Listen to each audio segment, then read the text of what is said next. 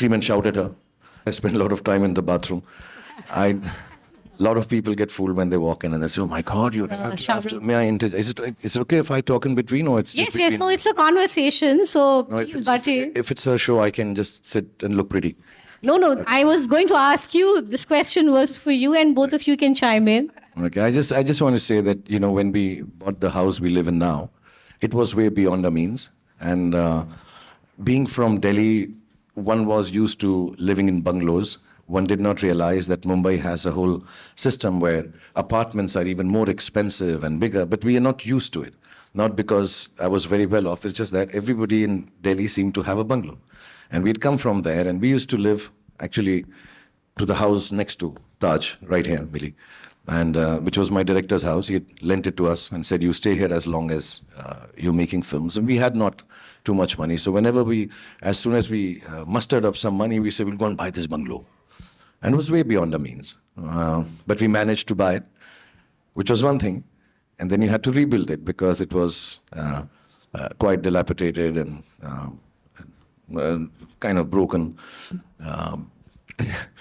And then we didn't have money to furnish it. And of course, we called one designer. The lunch that he served us, telling us how he'll design this house, was way more than the salary I used to earn in a month. And we're like, this guy's going to charge a lot. So how do we do this house now? We bought it. What do we do with this? And then the only person to turn was, I said, "Listen, Gauri, you have little artistic talent. Why don't you become the designer of the house?" So actually, Mannat started like that.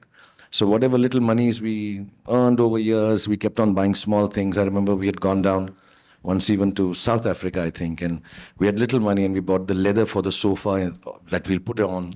And all those small things we used to buy with, at that time, when you traveled abroad, I think you got 100 pounds or some amount of money that you were allowed to carry from India. So it was taken only to buy a decoration piece. So it took us a while, and I think that training ground is what actually made her start designing. Because Mannat is, if I may say, a little big. And then, for her to start doing something at such a young age, not realizing without a designer, I think that kind of helped her also to learn. And, then from one thing to the other, she kept on designing stuff. And for me, it's very nice that, I don't have to look for another designer. I can scream and shout at her. "Oh, this is not nice. You change this and all," which I've never done. I'm just joking. I just wanted to say it here in public.